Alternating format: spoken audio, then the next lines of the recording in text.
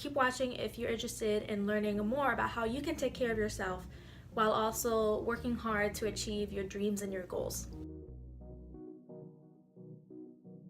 Hi, and welcome back to my channel. My name is Marilyn from MarilynJade.com, and today I'm actually making a video attached to a blog post. So if you're interested in self-care as a new creative business owner, if you're anything like me, head over to my website and check out my new blog. It's right on the homepage, and I'll put a link down below.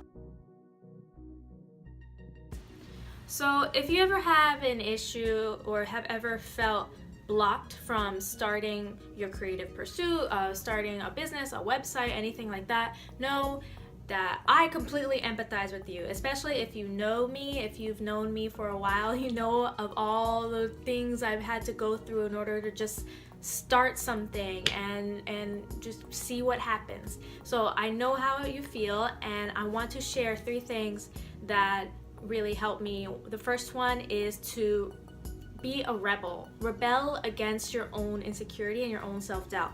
If you ever feel that tinge of self-doubt or kind of self-hatred or just like negative self-talk, do exactly the opposite of what it's telling you to do. If you want to, for example, launch a website, and all of your negative self-talk or self-doubt or whatever is eating at you inside is telling you, hey, no, you're not a good writer, or hey, no, you can't take good pictures, you're not interesting enough, all those things, that's wrong. Know that the opposite is probably true, and that you can probably do it. I've noticed that, I guess, with people sometimes with the most talent, oh, this is toothpaste, I burned myself on a hair curler, so don't mind it. But anyway, I feel like the people who have like the angriest, most like the worst self-doubt are the people who really have the most potential and the most talent, and it sucks to see that. So I just want to encourage you that if you feel a lot of like self-doubt, if you feel a lot of insecurity inside of you, and even if you don't want it to, and if you're trying to go against it and you have a lot of negative self-talk, you believe the opposite of what your self-talk is telling you. If your negative little Nancy in your head is telling you, hey, you're actually not smart enough for this, back it up, tell negative Nancy thank you very much, and know that you are smart enough for this. You're gonna learn on the way, and that's something you gotta learn. Like, you have to accept that you're never going to be perfectly ready to start your things, but you'll learn on the way. So be open to the possibilities and the potential instead of kind of beating up what you already have, because what you already have is special and it's going to grow if you start. So the first thing to do is be a freedom fighter for your own self. Fight for yourself, believe in yourself, and rebel against your self-doubt. The next thing that I wanted to talk about when it comes to self-care for creative business owners is to mind your well-being. And yes, this is more like classically self-care-y, but mind your well-being and pay very close attention to how you feel. Don't ignore your physical health while you're working. And I know a lot of people, especially there's a lot of people in my family actually who work feverishly when they have projects. They put everything, their whole physical selves into it, and they suffer. And one thing that I really learned from that experience, because a lot of people in my family are entrepreneurs, is that that's not a sustainable thing. If you want to succeed sustainably and on a regular basis, keep kicking ass, you have to be healthy. And so, there's a lot of things that go into that: hydration, nutrition, exercise if you can. Things that you have control over to help make yourself feel better. So whatever makes yourself feel healthy, do those things regularly. Do not schedule them out of your life just because you have a lot of daunting work to do. Okay, because if you're the only one doing the work and you feel like shit, it's gonna be shit work. So that's just kind of my philosophy. There's some people who don't agree, but I just say, like, take a lot of breaks. And the way I do it is I use the Pomodoro technique. Okay, I know a lot of people use this technique. It's not new, especially if you work in an office or if you're a freelancer or if you do any sort of creative work, especially if you're a student as well. I really suggest that you use the Pomodoro technique to help you stay productive. What is a Pomodoro technique? It's this time management technique created by a dude named, what's his name? Francesco Cirillo in the 1980s.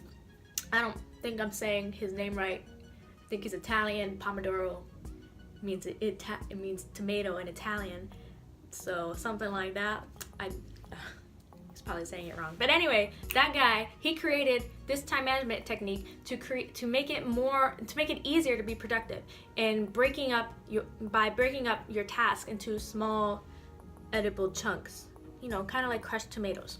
So here's how the Pomodoro technique works. You take a timer, and I use an app called Flora for this, which is not technically a Pomodoro app, but you can use a Pomodoro app as well. You can use a kitchen timer, you can use anything, but it has to be a timer with an alarm at the end, and set it for 25 minutes. That's it, 25 minutes, which is 10 minutes, 10 minutes, and 5 minutes. It's not that bad. So set the timer for 10 minutes, or set the timer for 25 minutes, and get to work on one task. Don't multitask, because multitasking just sucks in general. So just don't do it, especially when you're trying to be productive on your business. Work on one task at a time, and in that 25 minutes, don't do anything else but work. Don't get distracted, don't scroll on your phone, don't go on Facebook, don't go watching Netflix. That's my advice, Netflix, I'm serious. But anyway, work for that 25 minutes, and then when it's over, when that alarm goes off, take a 5-minute break. Only 5 minutes, but that kind of break isn't a sit around on your chair or in your sofa break. It's a stretching break, it's a walk outside break. It's some sort of physical break where you can, like, your whole mind gets distracted intentionally. Let yourself rest in any way that you like, but I always suggest a physical rest, because if you're doing the type of work that I'm doing, which is like creative website writing, things like that, you're gonna be sitting on your ass all the time. So I would just suggest getting moving, doing some yoga, stretching, making a quick meal, something like that, something that gets you moving. And then when that 5 minutes is over, another 25 minutes. The last thing that I believe is really important in terms of self-care for creative business owners is manifesting and using the law of attraction for your gain. Yes, it is a metaphysical thing, and if you know me on a personal level, or even if we've worked together, you know that I'd be always talking about metaphysical stuff, astrology, witchcraft, law of attraction. So yes, this is part of who I am. And I really believe in the law of attraction, which is a super easy to digest concept for basically anyone, which just means the law of attraction is one of the 12 laws of the universe, or universal laws, that says that, like, you know, what you believe or what you think becomes what your life is, which is pretty simple, and a pretty simple concept for pretty much anyone in our position to really understand. How you perceive your life is what you make it. You know, what you make your life how you perceive it. And if you shift your thinking in a certain way, then you will start seeing and attracting what you want to bring into your life. I know that's kind of a butchered way to explain law of attraction. I believe me, I promise you, there's a lot more to it, but let's just start there, because I know it's not really an easy concept for a lot of people to understand. Either way, the law of attraction really helps with businesses and clarifying your direction when you're first starting, especially if you're feeling directionless, which is like my least favorite word, because it's something I have felt often in my adult life.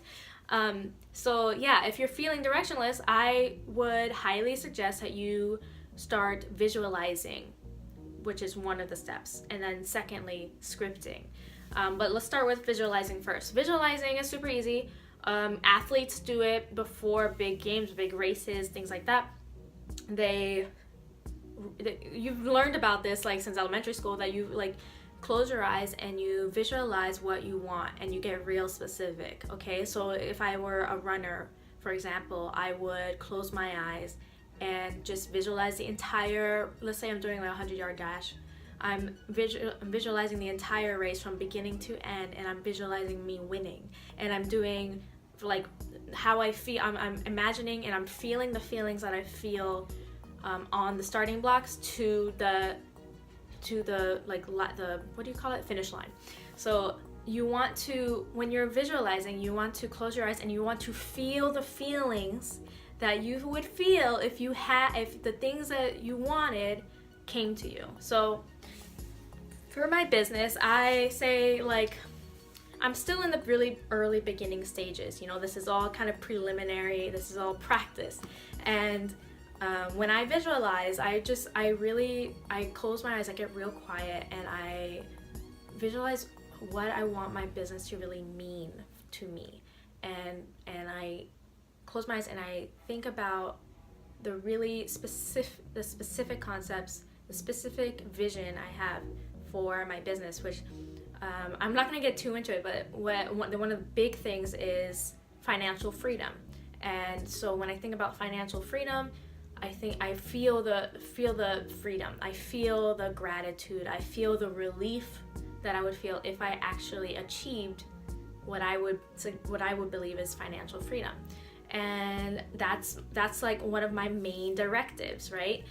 And I visualize that and I continue to do it, and I believe that as I continue to visualize that, the steps I take will be attracting that financial freedom to me. So it's kind of like a two-way street. You are taking steps closer to your goal, believing it's on your way, and then it will come to you.